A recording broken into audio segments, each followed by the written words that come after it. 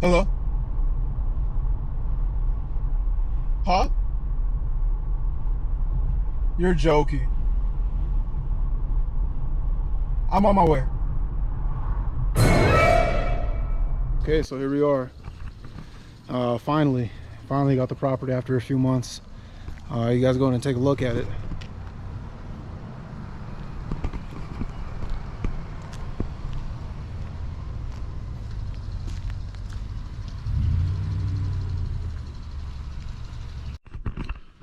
Okay, so here's the house. A little bit of background. It's a 2 bedroom, 1 bath house, around 655 square feet.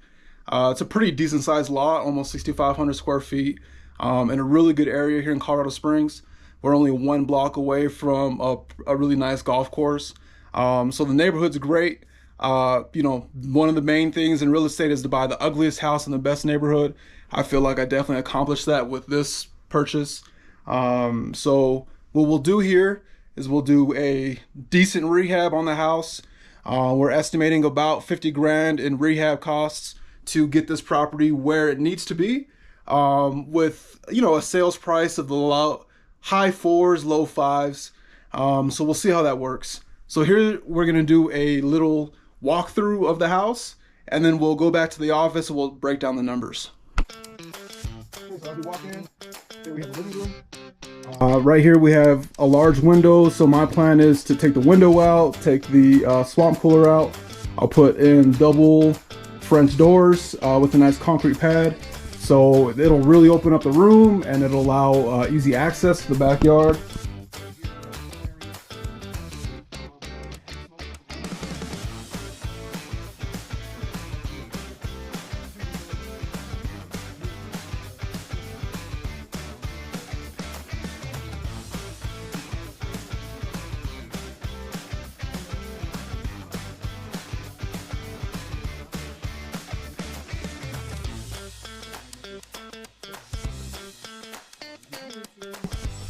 The main area here is the kitchen. I think the cabinets are gonna stay. We'll refinish and paint those. Likely we'll get new countertops. I like butcher block. Talk to my contractor, see what he thinks. We'll do new tile backsplash all the way to the top. We'll have new appliances all the way through. New flooring, of course. Likely a new light up top. Here we have some water damage from a water heater that was leaking. My understanding is the water heater is no longer leaking, but the floor is kind of topsy-turvy. So what we'll do is we'll just replace the whole subfloor, get rid of all this stuff.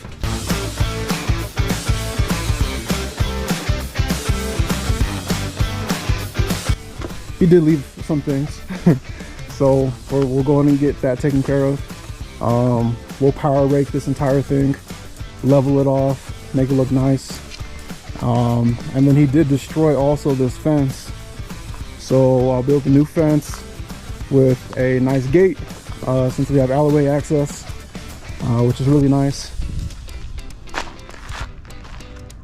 And that's it. It's not a big house, it's not a big project, but there is a lot to do.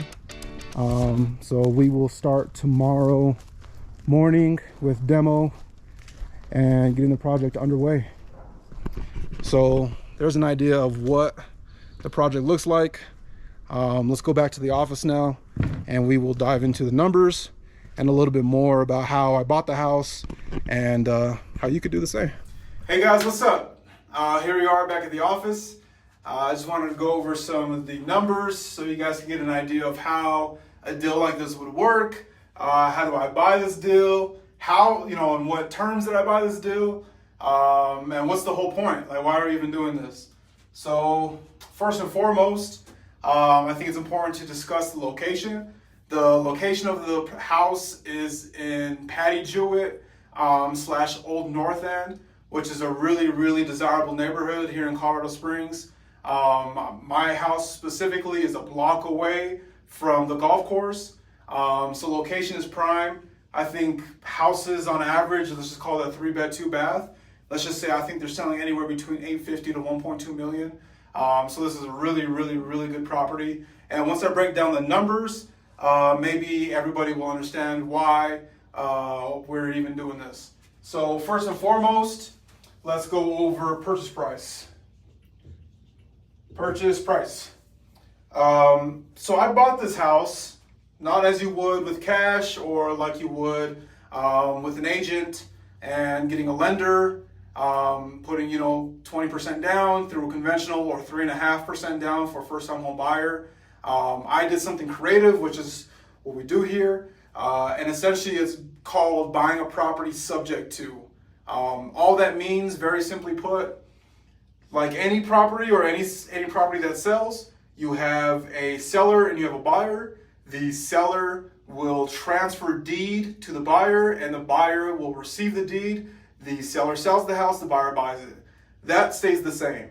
The one caveat that changes this is in terms of the mortgage, which is the lender, right? So Wells Fargo, US Bank, credit unions, the bank that financed the purchase, typically what happens when you sell a house is the new loan will come in and then it'll pay off the old loan, and that old loan is paid off, the bank gets the money back, they're full and happy and move on to the next one.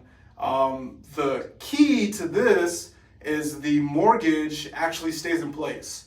So the seller who originated the mortgage, they have to go through the credit check and the background check and the loan process and the approval process and finding the house and all of these fun things that you get to do as a traditional buyer. Whereas somebody like myself, I come in and I analyze what has already been done. So essentially what that means is the person that I bought the property from, the house on Franklin, he had a VA loan and here's the kicker, VA loan, 3.5% interest. That gives me a monthly payment of $935 a month. I don't know where you could find a rental for that price. So that's great, right? And that includes taxes and insurance. The property does not have an HOA, so I don't have to worry about that. So purchase price. I subtoed a VA loan at 3.5% interest with a balance of $156 and $820. Okay, that is the mortgage. So I think he bought the house for $175 8 years ago. Over time, that is the principal because he didn't pay the mortgage a lot. And we'll get into that on the back end. So that was my purchase price. Okay, what I did is you can do this one of many ways. You can take over a loan, and typically if there is equity, so basically the loan amount to the price that you agree to buy it at, that would be the equity. Typically, depending on what that number is, sometimes it's $100, sometimes it's 100,000. It really depends on the deal, obviously. So this property specifically had a mortgage of $156, and I agreed to pay the seller $35,000. So that's cash to seller at closing. So that's what he walked home with. Okay, that gives me rough buy price, 156 of 191. Okay, now that gives me 191. That is my total buy price. All right, so you could do this in terms of cashing out your seller in a multitude of different ways. If you have the cash in the bank, you want to spend it, you're more than welcome to. What I like to do is leverage. So what I did is I borrowed $60,000 from a private money investor. He's a fix and flipper here in Springs. I've done business with him multiple times, and now he's transferred over into the private lending side, and I happen to be a pretty big customer of his currently. So here's how this works: is we have 156, 820, which is the buy price, 60 grand. Okay, so 60 grand will pay this. So that 60 grand covers the 35 to Buddy right here. Okay, so that total buy price is 216,000. Well, how does that make sense? If your buy price is 216, but your mortgage and cash to seller is only 191, well, how does that work? Well, what happens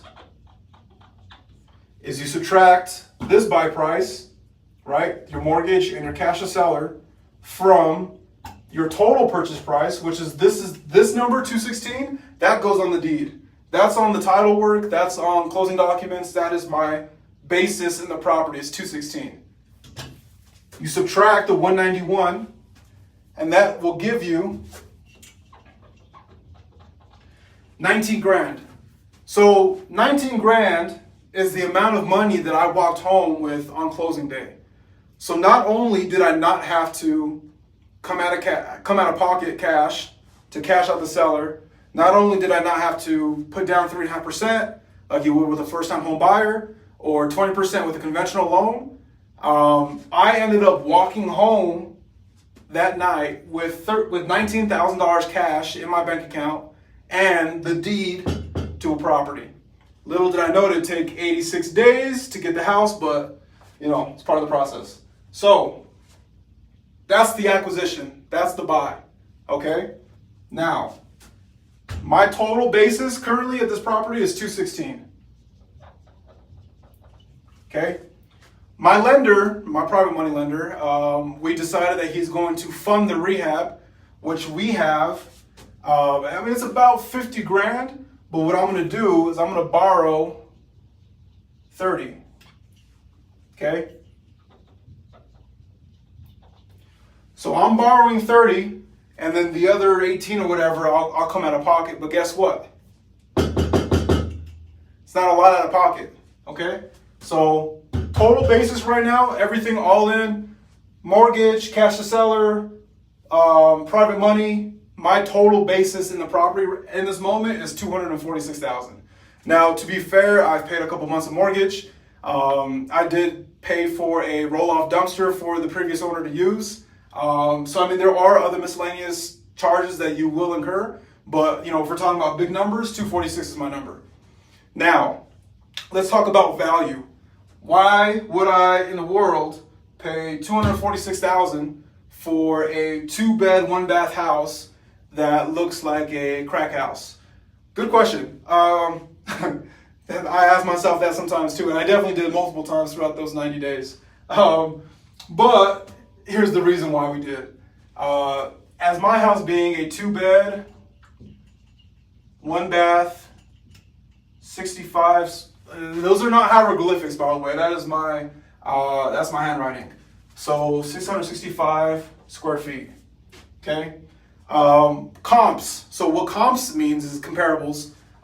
Basically, what that is how to find the value of a residential piece of real estate. How do you do that? Well, how you do that is you take your property, which is your subject property, and within a certain radius of that subject property, you are looking for like-kind properties, right? So with mine being a 2-bed, 1-bath, 665 square feet, I would not then intake a 4-bedroom, 2-bath, 1,800 square foot house and try to say, well, because this one sold for $1 million, that I should get, $800,000 for mine. That's not how it works. So instead, what we need to do is we take my property and then we look for surrounding properties within typically half a mile, sometimes out to a mile, depending if there's a lot of motion in that neighborhood. And you are looking for other 2-bed, 1-bath, 2-bed, 2-bath, under 1,000 square foot properties. And within the last 12 months, I would like to go 6 because the market has just been so up and down with interest rates. 6 months typically is what you want to look for. So anything from 2024, January 1st, 2024 up to current is what you would look for. And I do know that after running my comps, what I found is these type of properties are selling in that neighborhood between 480 and 520,000. Ah, I know. When I did the numbers, I didn't believe in myself, but sometimes you put your nose down to work and then you look up and you're like, wow, holy shit, there's some flowers here. So here's what I'm thinking. I'm thinking after talking with my realtor, I think a safe list price is 500 grand. There is nothing available within 1 block over, 1 block over, 1 block over. It's literally, and it will be the only property that is for sale. So I know for a fact, conservatively, that we'll get 500 grand. Okay, so then what do? We subtract my basis, 246. So real quick, coming back to my private money guy, I borrowed 60 grand up front, an additional 30 grand. So I'm borrowing a total of $90,000 for this property. My interest payments, I think, are $1,275. So if let's just call it, 5 months of hold, the 3 months that he held the property and partied and had a great time in, rent free, plus 30 days for rehab, and let's just call it another 30 days for list because it is a really good location. 5 months will be $6,300. We'll just call it $7,000, just to round up. And then anything, realtor fees. So my private money lender is a really, really smart man, and he is also a realtor. So I was able to negotiate 5% as realtor costs. So if we list at $500,000, 5% total would be $25,000. Okay. So now what we do, we add up 246, 7, 25 is 278, minus 500. My favorite numbers, $222,000. Now, obviously that is not net because there are going to be other costs associated with this, including closing costs. There will be capital gains taxes, which everybody loves to talk about. So that is the primary, and I'll be honest, most likely exit strategy for me. But I'll tell you that, as we progress through this flip, I will continue to make more videos. If you guys have any questions about any of the terms that I went over, subject to LTV, comps, anything of that sort, I'm learning a lot, and I have learned a decent amount in my time as the owner of this business. So I love the idea that I can come into neighborhoods, and this house right here has been a problem child for the neighborhood. The guy, he had trucks parked on his lawn. He had a bunch of trash. You guys saw the quality of the house that was left in. It's a really big bruise on the neighborhood. Since I've taken possession of it on June 1st, I've had multiple neighbors come by and thank me. I've had code enforcement come by and thank me. I've had animal control today. I wish I got that on tape, but when I was shooting today, going over the property, I had animal control stop by and say, hey, I appreciate you dealing with this. So real quick, a quick tangent. I love the idea that, especially in life, we have the opportunity to make money, to enrich ourselves, but it's even better when we're able to value add people outside of the transaction, right? So the seller got money, he moved on, he's happy. I'm gonna make a couple bucks, so I'm happy. My lender is making interest on his money. He's got an 18% interest loan. Market is 12% for hard money, so he's very happy.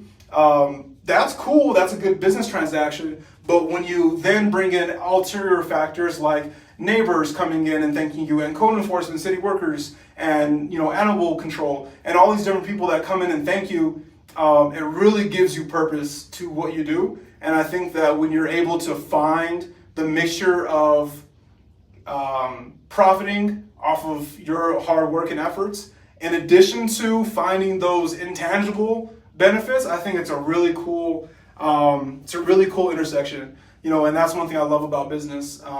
And so, yeah, that's it. There's a property, there's the numbers, there's a little theology about why I do business. So again, if you guys have any questions, holler at me. All right.